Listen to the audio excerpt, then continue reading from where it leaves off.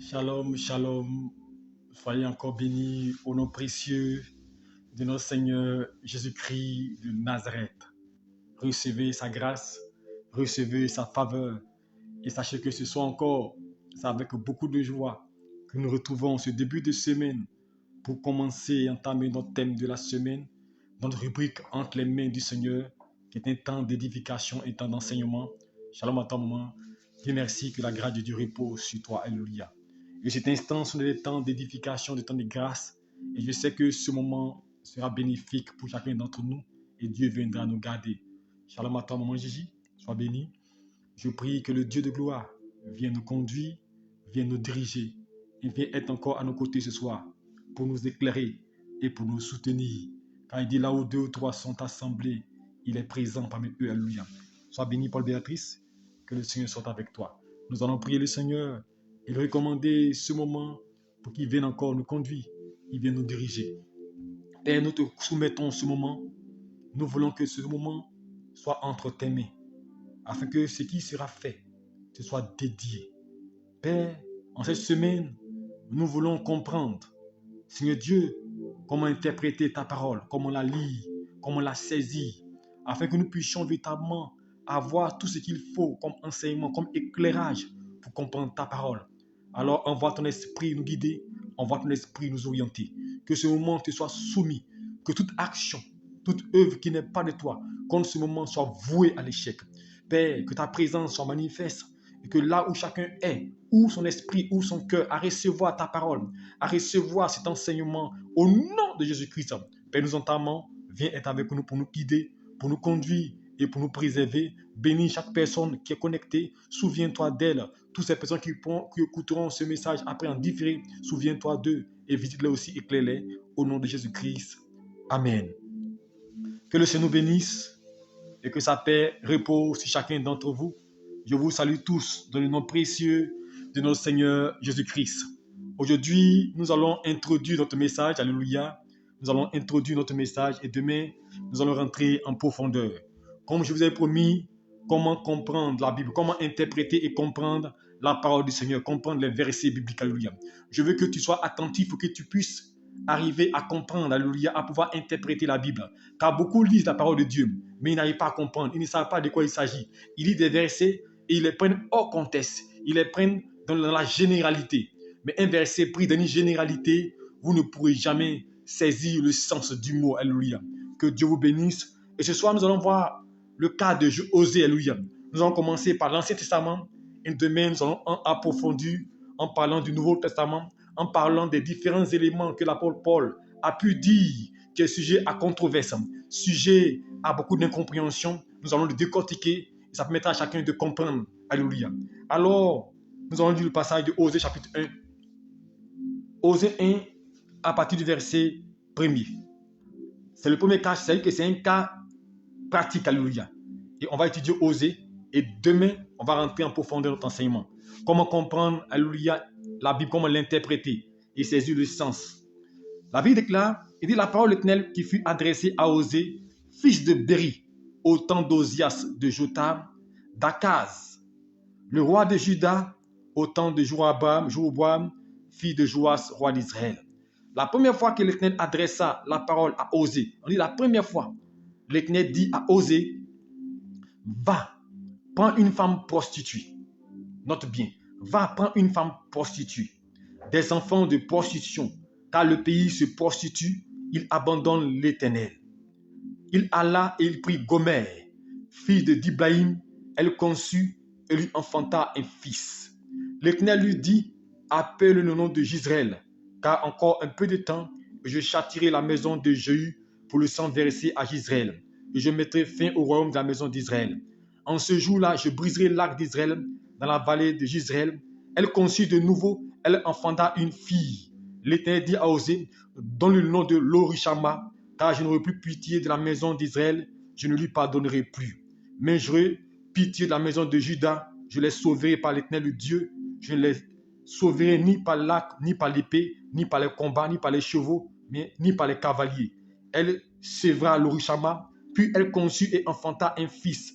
Et l'Éternel donna le nom de Lo-Ami, car vous n'êtes pas mon peuple, je ne suis pas votre Dieu. Cependant, le nombre des enfants d'Israël sera comme le sable de la mer, qui ne peut ni se mesurer, ni se compter, au lieu qu'on leur disait, vous n'êtes pas mon peuple, et on leur dira, vous êtes fils de Dieu vivant. Les enfants d'Israël, de Juda, et les enfants d'Israël se rassembleront et se donneront un chef. Ils sortiront du peuple, car grande sera la journée de Gisraël. Alléluia. Donc, comment interpréter, alléluia, et comprendre la parole du Seigneur? Alléluia. Nous prenons le cas de Osée, le livre de Osée, qui est un livre important pour que nous puissions appliquer cet enseignement. Demain, on va aller dans le Nouveau Testament et on va encore développer. Alléluia. Comment comprendre? Si vous prenez le livre de Osée, dans son sens général, alléluia. Parce que pour comprendre la parole du Seigneur, la première des choses, il faut comprendre, il y a le sens historique. Alléluia. Le sens historique, c'est la première des choses. Et c'est le sens historique qui nous permet de saisir et de comprendre l'importance de la Bible. Alléluia. Le sens historique, c'est le contexte, alléluia, historique. Je veux aujourd'hui être un peu de manière simple, parce que si je vais parler en fait de manière théologique, ça sera difficile, parce qu'en théologie, on parle de l'herméneutique, alléluia. L'herméneutique, c'est l'étude, alléluia, du contexte, de l'histoire, alléluia. Mais je veux être concret, pratique, pour que chacun puisse comprendre. Je ne vais pas parler de théologie, mais de manière claire. Alors, si vous voulez comprendre la Bible, quand vous prenez un verset de la Bible, la première des choses, quel est le sens, le contexte historique. Quand vous avez le contexte historique, vous pourrez comprendre, alléluia. D'abord, c'est dans quel moment de l'histoire, alléluia, on parle de cela. C'est important. L'époque, alléluia. L'époque, alléluia, où l'histoire est relatée. C'est le contexte historique. De quoi s'agit-il? Alléluia. Qui est concerné par cette parole? Voici les questions qu'on doit se poser d'abord. Qui est concerné par cette parole? Cette parole est adressée à qui? Voici le contexte historique. Quel peuple? À quel moment? Il faut que ces éléments-là, vous puissiez d'abord les identifier. Quand vous les identifiez, il y a une première compréhension, alléluia. Ensuite, la seconde compréhension, c'est le contexte culturel. Ce qui est dit, alléluia, ça sous-entend quoi? C'est lié à quoi? Est-ce que c'est une tradition? Est-ce que c'est une culture? Parce que vous savez, quand Dieu s'adresse à des personnes, il passe toujours par la culture, alléluia. C'est pas quand vous lisez la Bible, vous allez voir que beaucoup de choses qui ont été données à Israël étaient culturelles. Quand vous prenez vous prenez l'Ancien Testament, vous allez remarquer que quand on parle des 10 commandements, alléluia, c'est les commandements. Mais au-delà des 10 commandements, il y a plusieurs commandements qui étaient suivis des 10 commandements. Comme par exemple ne pas manger le porc. C'était un commandement de la Bible. Mais est-ce que c'était un commandement qui était lié, qui était pour nous tous? C'était contextuel. C'était un commandement culturel. Quand il y a certains animaux qu'il ne fallait pas manger, c'était un contexte culturel. Quand par exemple, il fallait tuer un animal, un veau, pour l'expiation du péché, c'était un contexte culturel lié à Israël. Quand on parlait de l'arche de l'alliance, c'était un contexte culturel. Quand on parlait de la verge d'Aaron, c'était un contexte culturel. Donc, premier élément, le contexte historique. Ensuite, le contexte culturel. Et enfin, maintenant, le contexte dans lequel le verset est écrit. Le contexte du verset. Voici les 3 éléments qui vous permettront de comprendre et d'interpréter un verset, alléluia, que vous lisez, alléluia. Si vous n'arrivez pas à déterminer ces 3 éléments, vous ne pouvez pas comprendre ces versets, alléluia. Alors, nous prenons le cas d'Osée. Voici un nom, comme son nom veut dire, Osée. On dit oser, donc il ose sous l'impulsion de Dieu. Voici un prophète, c'est un prophète de Dieu. Alléluia. Et Dieu dit à Osée, la première fois qu'il se révèle à lui, au prophète, il dit, va prendre une femme, mais une femme prostituée. Est-ce que vous comprenez? Dieu dit à Osée qu'il doit prendre une femme prostituée. Alléluia. Mais c'est bizarre. Alléluia. Comment Dieu peut envoyer son prophète prendre une femme prostituée? C'est la question qu'on pourrait se poser. Alléluia. Va prendre une femme prostituée et ensuite, il dit avec des enfants de prostitution. Ça veut dire qu'Osée va avoir des relations avec cette femme-là. Et de là, de cette relation-là, va naître des enfants. 3 enfants de la prostitution. Alléluia. Et certains vont prendre, si vous prenez ce passage de Osée dans son sens général, donc ça veut dire qu'un homme de Dieu, ça veut dire qu'une personne peut chercher des femmes prostituées, n'est-ce pas? Ça, c'est le sens où, c'est la question, on veut prendre le côté le sens général. Alléluia. On va dire, bon, c'est que sinon, on peut prendre une femme prostituée. On peut coucher une femme prostituée, faire des enfants. Si Osée même a pris une femme prostituée, ça c'est le sens général. Et vous, si vous prenez ça dans ce sens-là, vous allez pécher contre Dieu. C'est pas ce que ça signifie. C'est pas du contexte historique. Là, ça a une signification.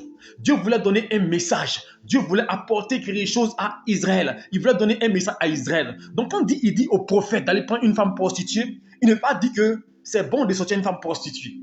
Parce que certaines personnes, en prenant ce verset-là, se disent, ont une vie dissolue avec des prostituées. Ils disent, mais oser mes prophètes de Dieu a eu des relations avec des prostituées. Donc, c'est qu'on peut avoir des relations avec des prostituées. Ce n'est pas ce que la Bible dit. C'est pourquoi je vous dis, quand vous voulez comprendre la Bible, il faut le contexte historique, le contexte culturel et le contexte dans lequel le verset est écrit. Quel est le contexte historique de ce verset-là? Israël a commencé à marcher d'une manière impie avec Dieu. Ils ont commencé à rejeter ce Dieu de manière infidèle. Ils ont commencé à marcher d'une manière qui a déplu à Dieu, une manière qui a offensé Dieu. Leurs agissements, leurs actions étaient néfastes. Ils commettaient des choses abominables. Alléluia. Autant d'Osée. Alors le Seigneur suscite Osée prophète. Osée est la lumière. Osée est le prophète de lumière. Alors Dieu dit à Osée, va prendre une femme prostituée. Mais quel était le contexte? Dieu voulait montrer que le peuple était dans l'infidélité. Quand Osée prend une femme prostituée, en sortant avec la femme, ça veut dire que lui aussi, il est gagné par la prostitution. Donc quoi? Il voulait révéler l'infidélité d'Israël. Mais est-ce à dire qu'on doit aller chercher une femme prostituée? Est-ce à dire que tout le monde doit aller commettre une iniquité avec une prostituée? Non. Mais pour comprendre ce verset-là, on doit comprendre que de manière historique, ce que Dieu voulait montrer, il voulait montrer à cette occasion-là, de manière culturelle à Israël, qui sont dans le péché, ils sont dans le noir, ils sont dans les ténèbres, et que le jugement allait venir sur eux. Voici le contexte historique. C'est pourquoi Osée va prendre une femme étrangère. Alléluia. Qui a péché. Alléluia. Une femme prostituée. Mais le fait de prendre une femme prostituée, je veux te dire une chose. Cela signifie que Osée s'est compromis. Osée est dans le noir. Osée est dans les ténèbres. Or, Osée révélait la lumière de Dieu. Parce qu'avant, le prophète était la lumière de Dieu. Donc, lorsque Dieu dit à son prophète, prends une femme prostituée, pour qu'Israël sache que tout le monde est dans les ténèbres. Il n'y a plus de lumière en Israël, pour qu'il revienne à Dieu. Est-ce que vous comprenez? Pour qu'il revienne à Dieu, Dieu dit, va prendre une femme prostituée. Pour qu'on sache qu'il n'y a plus de lumière en Israël. Il n'y a plus de lumière en Israël, car le prophète lui-même est dans le péché. Le prophète lui-même est dans le noir. Mais ça ne veut pas dire que d'aller sortir avec des femmes prostituées. Et regardez même ce qui va expliquer que Israël, que c'était un acte pour révéler l'infidélité, la déloyauté d'Israël, le péché, le jugement qui allait tomber sur eux. Regardez comment Dieu a fait. La Bible, regardez même quand il fait les 3 enfants. Regardez, écoutez bien. La Bible déclare, l'Éternel dit, il alla et prit Gomère, fils d'Eliam, elle conçut et lui enfanta un fils. Elle dit qu'il n'est pas dit pour une femme prostituée, et puis elle lui a donné un fils. L'Éternel dit, appelle du nom d'Israël, de Gisraël, car encore un peu de temps, je châtirai la maison de Jéhu pour le sang versé à Gisraël, et je mettrai fin au royaume de la maison d'Israël. Là, il y a un contexte, il n'y a pas de contexte historique. Il dit le nom de Gisraël. Mais le nom de Gisraël, ce n'est pas un nom qui a été donné par hasard. Il dit car encore un peu de temps et je châtirai la maison de Jéhu pour le sang versé à Gisraël. Gisraël était un endroit où la maison de Akab a été tuée. Akab était un roi d'Israël qui a été massacré par Jéhu. Et son sang est versé. Et Dieu dit que, appelle le nom de Gisraël et dis-leur, alléluia, que je vais les frapper, alléluia. Alléluia. Il dit, dis-leur, je châtirai la maison de Jéhu pour le sang versé à Gisraël. Je mettrai fin au royaume de la maison d'Israël. Est-ce que vous comprenez? Donc c'était une condamnation que Dieu envoyait sur le peuple. Alléluia. Par rapport au contexte. Alléluia. Suivez-moi bien. Ensuite, regardez bien. L'Éternel dit, en ce jour-là, il dit, je briserai l'arc d'Israël dans la vallée de Gisraël. Il dit, elle conçut de nouveau. Donc elle a fait un autre enfant. Une fille. Et l'Éternel dit à Osée, donne-lui le nom de Lorishama. Car je n'aurai pas pitié de la maison d'Israël, je ne lui pardonnerai plus. C'est pas de contexte. Donc, l'histoire d'Osée révèle le jugement de Dieu contre Israël. Le jugement de Dieu contre les enfants de Dieu qui ont commencé à marcher d'une manière qui n'a pas plu à Dieu, d'une manière qui a déshonoré Dieu. Donc le prophète dans cet état-là, Dieu donne une condamnation. Il dit, le nom de l'Orishama, je ne pardonnerai pas leur iniquité. Je n'aurai pas pitié d'eux parce qu'ils sont dans l'iniquité. Donc, parce que Israël, parce que Osée même est dans un état de péché, parce que Dieu même l'a mis dans les ténèbres. Donc, tout Israël, il n'y a pas de lumière. Donc, c'était pour interpeller Israël. À travers cette histoire, c'était pour interpeller Israël, pour leur dire que le péché a pris toute la surface d'Israël et que même le prophète qui était à la lumière, lui-même, Dieu l'a mis dans le péché, pour que vous compreniez que le jugement de Dieu arrive sur vous. Que vous êtes dans un état d'infidélité. Alléluia. Et quand nous continuons, elle va faire un troisième enfant. Alléluia. Un autre fils. Alléluia. Et il fait dire dans le nom de l'autre ami, car vous n'êtes pas mon peuple, je ne suis pas votre Dieu. Vous voyez, Dieu même dit, vous n'êtes pas mon peuple, je ne suis pas votre Dieu. À cause de leur état, à cause de leur péché. Donc, pour dire que l'histoire d'Osée révèle le jugement de Dieu contre Israël. Pour montrer qu'ils sont dans l'iniquité. Alléluia. On va continuer au chapitre 3 et vous allez comprendre encore. La Bible déclare, l'Éternel dit, alléluia. L'Éternel me dit, il parle encore à Osée. L'Éternel me dit, va encore, aime une femme aimée. Écoutez bien. La première fois, il dit à Osée, va prendre une femme étrangère et une femme prostituée. Une femme de prostitution, alléluia. Et il va prendre une femme de prostitution, il va avoir un enfant avec elle. Et il va la laisser à un moment donné. Et la Bible déclare, l'Éternel me dit encore, va encore, aime une femme aimée. Écoutez bien, une femme aimée d'un amant. Donc, et adultère. Est-ce que vous comprenez ça? Comment Dieu peut dire à son prophète, suivez bon, comment Dieu peut dire à son prophète, va encore. Il est parti une première fois, non? Ça ne suffit pas. Il dit, va encore, aime une femme aimée d'un amant. Donc, cette femme-là a un amant. Écoutez. Et adultère. Elle a un amant, et puis en plus, elle est adultère. Il dit, aime-la comme l'Éternel aime les enfants d'Israël. Est-ce que vous me suivez? Aime-la comme l'Éternel aime les enfants d'Israël qui se tournent vers des dieux et qui aiment les gâteaux de raisin. Ça signifie quoi encore là? La première partie qu'on a lue dans Osée chapitre 1, ça révèle le jugement de Dieu contre Israël. Ils étaient dans le péché, ils étaient dans l'iniquité, et Dieu voulait frapper, alléluia. Mais Osée chapitre 3 révèle la réconciliation, révèle l'amour de Dieu, l'amour inconditionnel de Dieu. La Bible déclare quoi? Il nous a aimés pendant qu'on était impies. Il nous a aimés pendant qu'on était pécheurs. Il nous a aimés pendant qu'on était voleurs. Alors Dieu dit à Osée, qui représente la lumière, va aimer une femme prostituée, une femme amante, adultère, alléluia. Une femme adultère, alléluia. Dont les enfants, alléluia. Une femme adultère, aime-la comme l'Éternel aime les enfants. Vous comprenez? Il dit, aime-la comme l'Éternel aime les enfants d'Israël. Est-ce que vous comprenez? Qui parle de l'amour inconditionnel de Dieu. C'est pourquoi il dit, ne prenez pas le verset de le livre de Osée dans un sens général. C'est particulier et ça a une situation précise. Écoutez bien, il dit, va prendre cette femme-là encore et aime-la comme Dieu aime les enfants d'Israël. Aime cette femme adultère, aime cette femme prostituée, aime cette femme amante, cette femme qui commet l'iniquité, comme Dieu aime Israël. Est-ce que vous comprenez? C'est-à-dire que l'amour de Dieu pour Israël est un amour inconditionnel. Comme Dieu aime Israël. Il dit, je l'ai acheté pour 15 cycles d'argent, un nommé d'orgue sur les chèques d'orge. Et je lui dis, reste longtemps pour moi. Ne te livre pas à la prostitution. Ne sois à aucun homme. Je serai l'âme envers toi. Car les enfants d'Israël resteront longtemps, sans roi, sans chef, sans sacrifice, sans statut, sans effort et sans téréphim. Après cela, les enfants d'Israël reviendront. Ils chercheront l'Éternel, leur Dieu, et David, leur roi. Ils tressailleront à la vue de l'Éternel et de sa bonté dans la suite des temps. Est-ce que vous comprenez? Ils tressailleront à la vue de l'Éternel et de sa bonté dans la suite des temps. Ça révèle Jésus-Christ de Nazareth qui va être donné à l'humanité. Ça révèle Jésus-Christ de Nazareth qui va être donné en sacrifice pour des impies, pour des voleurs, pour des pécheurs, afin qu'ils soient sauvés. Et nous tressaillerons de joie, nous chercherons l'Éternel. Dans le cas d'Osée ici, révèle l'amour de Dieu. Alléluia. L'amour de Dieu envers ses enfants. Alléluia. Alors, comment comprendre l'histoire d'Osée? Alléluia.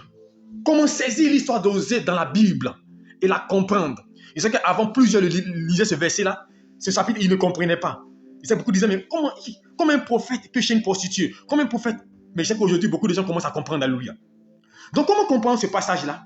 L'histoire de Osée, la compréhension, elle est simple et claire. C'est l'histoire d'un prophète, alléluia, dont Dieu met dans le péché pour révéler à l'humanité à révéler à Israël qu'ils sont tous dans le noir, qu'il n'y a plus d'histoire, qu'il va les frapper. Donc ça révèle l'infidélité. Donc l'histoire d'Osée révèle l'infidélité parce qu'Osée est un prophète de Dieu. Donc lorsqu'il se met avec une prostituée, avec et fait des enfants avec elle, c'est qu'il était infidèle avec Dieu. Donc Dieu révèle au peuple d'Israël que vous êtes infidèle. À travers Osée, il dit au peuple, vous êtes infidèle. Vous allez subir un jugement. Je vais vous frapper. C'est pas quand vous lisez les différents noms des 3 enfants qu'il donne, c'est des noms qui ont un caractère de jugement. Premier nom, quand il donne de Gisraël, il dit je vais te frapper, je te châtirai. Deuxième nom qui est de Rachama, je vais te frapper encore. Lo Ami, il dit que je vais t'abandonner. Donc, à travers ces noms-là, ça révèle le jugement, l'infidélité, Dieu qui frappe. Donc, à travers l'histoire de Osée, dans la première étape, on voit le jugement de Dieu sur Israël, sur les enfants de Dieu qui devaient aller en enfer, qui devaient périr à cause de leur iniquité, périr à cause de leurs actions, périr à cause de leurs péchés, périr à cause de tout ce qu'ils font négativement. Ils devaient périr. Mais quand on lisait Osée chapitre 3, il dit, va prendre une autre femme, fiancée et adultère, et aime-la comme l'Éternel aime les enfants d'Israël. Est-ce que vous comprenez? Il dit, aime cette femme-là comme Dieu aime les enfants d'Israël. Pour lui dire, mon amour pour les enfants de Dieu n'est pas conditionné. Mon amour pour les enfants de Dieu n'est pas conditionné. C'est pourquoi la Bible déclare, Dieu hait le péché, mais il aime le pécheur. Dieu t'aime ta position, Dieu aime ton état. Et le but de Dieu, ce n'est pas que tu meurs, mais que tu sois sauvé. Il voulait dire à Israël, je ne veux pas que vous mourrez. C'est pourquoi je vais vous aimer et je viendrai à votre secours pour sortir de là. J'enverrai un Messie, j'enverrai une solution pour vous et vous serez libérés, vous serez délivrés. Alléluia. Voici l'explication du livre d'Osée. Alléluia. Ça ne veut pas dire commettre l'iniquité.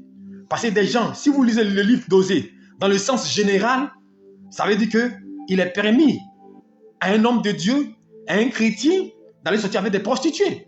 Si on lit dans le sens général, c'est pourquoi il dit que la Bible ne se comprend pas dans le sens général. Dans le sens général, le sens de la lettre, ça signifie que, dans le sens de la lettre, ça signifie qu'on peut avoir des relations avec des prostituées. Alléluia. Puisque le prophète n'a pas dit des relations avec des prostituées. Mais ça, c'est dans le sens général. C'est pourquoi, quand vous expliquez la Bible dans le sens général, vous ne pouvez jamais comprendre. Vous allez faire, vous serez dans l'hérésie et vous êtes des choses qui ne sont pas justes. C'est pas ce que ça signifie. Et Dieu lui a dit, laisse la femme encore, va prendre une autre femme. Donc, des gens m'ont dit, donc, d'autres vont dire, mais c'est normal, si je suis avec quelqu'un que je ne l'aime pas, je peux la laisser pour aller prendre une autre femme. Parce que Osée aussi a pris une autre femme. Chrétien, c'est pas ce que ça signifie. C'est pas, il veut dire le contexte historique. Pour comprendre le contexte historique, le contexte culturel et le contexte dans lequel le verset est écrit. Alléluia. Voici 3 choses qu'on doit comprendre pour saisir un verset. Quand vous les saisissez, vous pouvez comprendre un verset. À qui il a adressé ce verset? À qui ce verset est adressé? Alléluia. Quand vous le saisissez, alors vous pouvez avoir une illumination et pour comprendre que Dieu veut vous parler. Parce que beaucoup de gens aujourd'hui généralisent la Bible. Mais en la généralisant, c'est comme si on peut faire ce qu'on veut. Je prends un autre exemple. Alléluia. Prenez les 10 commandements. Il a dit quoi? Tu ne tueras point, n'est-ce pas? Il dit tu ne tueras point. Donc est-ce que un homme, un soldat qui tue, il est en train de pécher? Question, on peut se poser. Il dit tu ne tueras point. Donc un soldat qui tue, un policier qui tue, il est en train de pécher? Non, il ne pêche pas. Alléluia. Tu ne tueras point, pas du volontaire. Alléluia. Demain, je ne vais plus vous expliquer ce verset-là en vous donnant le contexte écrit. Parce que le contexte est différent. Un policier qui tue, un homme qui tue volontairement, un homme qui tue en légitime défense, c'est différent. La parole de Dieu est l'Éternel des armées. Je vous donne une illustration pour comprendre. Regardez une chose, l'histoire d'Akan. Lorsque Dieu dit à Josué, si vous partez dans le pays pour aller combattre, dévouez tout par interdit, n'est-ce pas? Donc, le contexte du verset, il va être dévoué tout par interdit, c'est ce qu'il dit à Israël. Et lorsqu'ils vont remporter la bataille. Et ce qui va se passer, c'est qu'un homme du nom d'Akan va se cacher et il va prendre un objet, dérober un objet. Et à cause de l'action qu'il a posée, le malheur a commencé à frapper Israël, n'est-ce pas? Mais quand le malheur commence à frapper Israël, Josué ne comprend pas le malheur qui frappe. Il interroge Dieu. Et le Seigneur dit, Akan a pris des choses interdites. Mais regardez ce qui se passe. La Bible déclare que Josué, il va prendre Akan, toute sa famille, et ils vont tous les tuer. Et quand ils vont finir de les tuer, vous connaissez la réponse de Dieu? Ça va vous surprendre pour ceux qui lisent la Bible, ils connaissent déjà. Dieu dit à Josué, tu as très bien fait. Tu viens de sauver Israël. Mais est-ce que ce n'est pas le même Dieu qui a dit qu'il ne tuera point? Est-ce que ce n'est pas le même Dieu qui a dit tu ne tueras point? Mais comment ce même Dieu qui a dit tu ne tueras point peut apprécier le fait que Josué tue Akan et toute sa famille à cause d'iniquité? C'est pourquoi je vous dis, la Bible, elle est contextuelle. Ici, dans le cas d'Akan, il avait commis une action qui a commencé à tirer le malheur sur Israël. Donc, il fallait ôter l'action là pour que le malheur s'arrête. Et la preuve qu'il a été tué, le malheur s'est arrêté. Donc, le fait d'ôter Akan, c'était la mauvaise graine. C'est pour la Bible déclare que si ton œil est une occasion de chute, demain nous le verrons encore plus dans comprendre la Bible, alléluia. Si ton œil est une occasion de chute, enlève-le. Mais est-ce que ça veut dire que, parce que si on prend le sens général, pour ceux qui prennent la Bible de manière générale, on dit si ton œil est une occasion de chute, il faut enlever. Donc, logiquement, ton œil là, tu dois prendre un couteau et puis tu dois enlever ton œil. C'est pas ce que ça signifie. C'est pas dit, la Bible est écrite dans un contexte. Si vous ne comprenez pas dans le contexte, vous allez faire beaucoup d'erreurs. Et aujourd'hui, beaucoup de gens prêchent. Ils développent des termes hors contexte qui n'ont aucun sens. Ils prennent dans leur sens. Je vous donne l'exemple par exemple de la veuve de Sarepta. Que la veuve de Sarepta, qu'on aime beaucoup citer, qu'on veut prêcher sur offrande. Mais la manière dont souvent on développe le verset là, c'est hors contexte. On dit non, donne tout ce que tu as. Quand tu viens à l'église, on dit non, avant de partir, il faut te dépouiller les poches. Il faut aller passer la veille de Sarepta. Elle a donné tout ce qu'elle avait. Mais ce qu'ils oublient de dire en prêchant, c'est que Élie là, Dieu l'a envoyé chez la veuve de Sarepta. Il n'est pas parti de lui-même. Tu comprenez? Il n'est pas parti de lui-même. C'est Dieu qui l'a envoyé là-bas. Alléluia. Donc, quand il arrive, comme Dieu l'a envoyé là-bas, il peut dire, c'est moi d'abord. Parce que si Dieu l'a envoyé, Dieu va incliner le cœur de la femme en sa faveur. Donc, ce qui dit, dépouillez-vous. Et puis, prend le verset là, de Sarepta, il faut lui dire, Élie là, c'est Dieu qui l'a envoyé. Est-ce que toi, Dieu t'a envoyé vers moi? Si Dieu t'a envoyé vers moi là, c'est qu'il va incliner son cœur. Parce que son cœur était incliné, cette femme-là, son cœur était incliné, c'est pourquoi elle a donné. Parce que imaginez-vous, si Dieu n'a pas incliné son cœur, vous pensez qu'elle a bien dit, si on finit de moyen ça là, c'est fini, on meurt. Mais pourquoi elle était capable de donner? Parce que quand Dieu envoie quelqu'un, il dispose le cœur de la personne à recevoir. Quand Dieu envoie une personne te soutenir, il dispose son cœur à te recevoir. C'est pourquoi je dis à quelqu'un, on ne force pas le don. On ne force pas le don. C'est pourquoi je dis aux gens souvent, beaucoup de gens peuvent me combattre pour cela. Ils peuvent dire que je dis beaucoup de choses parce que peut-être que moi, je suis indépendant. Mais je dis une chose. Est-ce qu'on force un don? Un don, il est volontaire. Souvent, je le dis, je le répète, quand je le dis, souvent on dit je suis dur. Le fait de réclamer quelque chose après lequel c'est de l'escroquerie.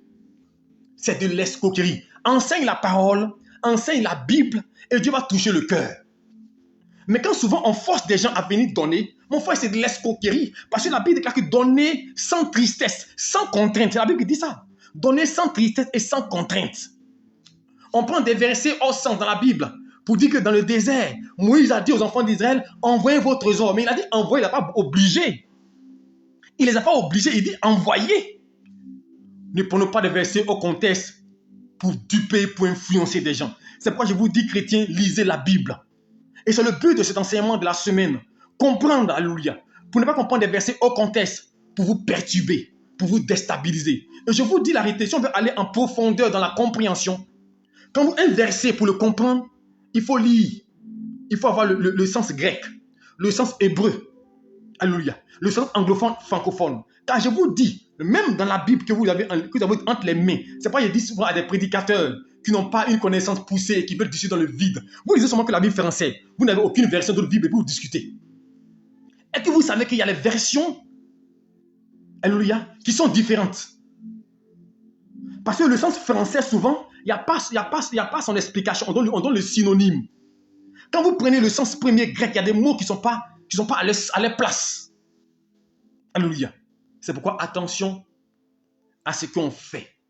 Même qu'on prend l'image d'Israël, qu'on prend l'image de la femme. Dans le sens culturel en Israël, la femme a une position d'arrière-plan. C'est pas, il dit, il faut comprendre la culture. Demain, on va développer plus. Qu'on va parler, encore on va revenir sur les perles, les bijoux. On va parler du voile demain. Ça signifie quoi? Les gens qui pensent qu'il faut mettre voile pour prier. On comprend le sens de cela. Ça veut dire quoi? Ça signifie quoi? Parce que quand on ne comprend pas, on généralise. Quand on ne comprend pas, on impose. Mon frère, afin de Dieu, on n'impose pas. Même Dieu n'impose pas. Il dit, je mets la vie et la mort. Choisis la vie. Alors, je vais dire à quelqu'un, il est temps que vous soyez versé dans l'écriture. Alors, cette semaine-là, je vais enseigner sur comment comprendre la Bible. Prenez vos stylos et écrivez le contexte historique, le contexte culturel et le contexte dans lequel le verset est écrit. Parce que quand Dieu parle à tel peuple, à tel endroit, ce n'est pas pareil à tel endroit. Alléluia. Parce que selon le contexte, il va révéler une chose. Alléluia. C'est comme ça. Quand Dieu s'adresse à une nation, il tient compte du contexte, alléluia, dans lequel sa nation est, alléluia. Et quand Dieu parlait à Israël, c'était un contexte. La preuve, quand Dieu disait à Israël, il devait se marier entre eux. Donc, logiquement, Israël ne devait pas aller prendre un autre peuple, il devait se marier entre eux. Il ne devait pas aller ailleurs. Alléluia. Donc, aujourd'hui, si on veut bien signifier que chrétiens ne doivent pas se marier avec quelqu'un d'autre, voilà pourquoi certaines églises, même aujourd'hui, entre eux-mêmes, ils disent qu'ils ne veulent pas qu'on soit de leur communauté. Mais là, c'est sectaire. Quand Dieu le donnait, c'était par rapport à un but. C'était par rapport à la même nature, à la même pensée, au même esprit qu'il le disait. Il ne parlait pas, c'était pas sur le thème ethnie. C'était une discrimination, non. Il révélait l'identité.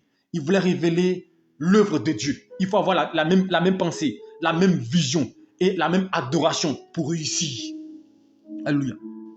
Donc, je vais dire à quelqu'un, pour terminer ce soir, pour comprendre la Bible, retenez une chose.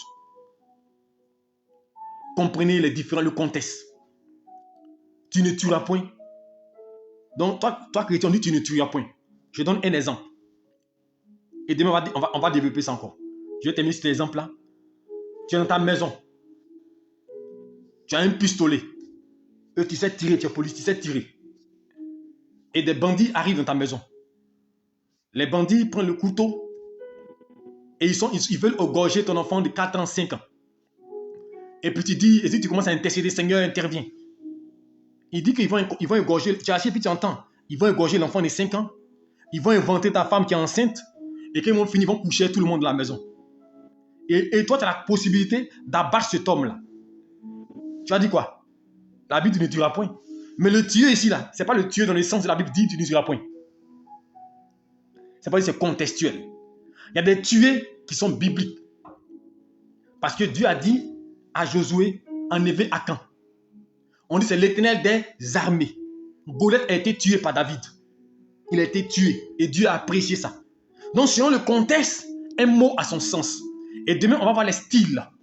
Demain, on va voir les styles pour développer, pour comprendre la Bible, parce qu'il y a des styles. Les métaphores, ce qui est sous-entendu. Alléluia.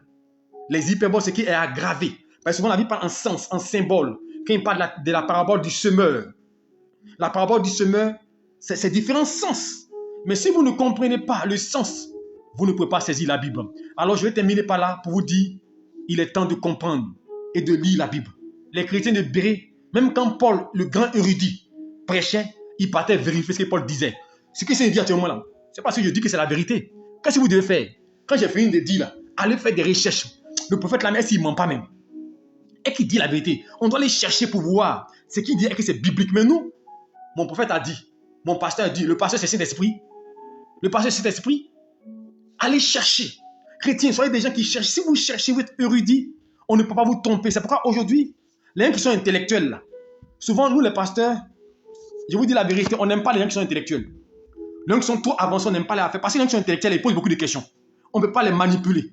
Quelqu'un qui est intellectuel, là, il comprend. Alléluia. Mais quelqu'un qui n'est pas intelligent, on peut le blaguer. On peut lui dire, dépouille-toi, marche par là à la maison. Mais un intellectuel, vous allez dire de se dépouiller. Et puis il va vous comprendre. Un intellectuel va dire non, il faut envoyer l'argent, mets 10 000 francs, 20 000 francs dans l'enveloppe, vous veillez, on va prier partir aux États-Unis. Il ne va pas vous suivre.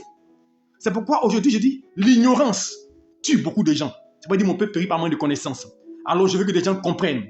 Ne vous laissez pas emporter par des vents et doctrines. On dit goûter, voir.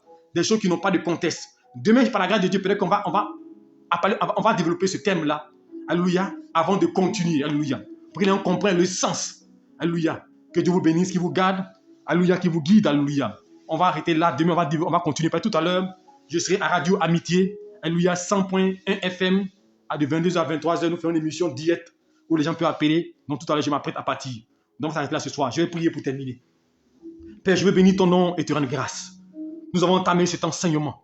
Toutes ces personnes qui nous suivent, nous prions qu'à travers cet enseignement, que tu ouvres l'esprit, Père, nous voulons former des disciples, des gens qu'on ne tombe pas, des gens qu'on ne blague pas, une nouvelle race de chrétiens qui sont prêts à lire la Bible, à chercher la parole, mon Dieu, qui ne sont pas dupés par des vents, par des messages anti-bibliques, des messages qui n'ont pas de sens, qui n'ont ni queue ni tête, mon Dieu. Nous voulons des gens qui sont assis dans la parole, qui lisent la Bible, qui comprennent. C'est pourquoi, Seigneur Dieu, aide-nous, mon Dieu. Ouvre les cœurs, ouvre l'esprit, mon Dieu, à voir des gens, Père, qui sont sensibles à la voix de Dieu. Merci pour ta grâce, merci pour ta faveur. Sois élevé et glorifié au nom de Jésus-Christ.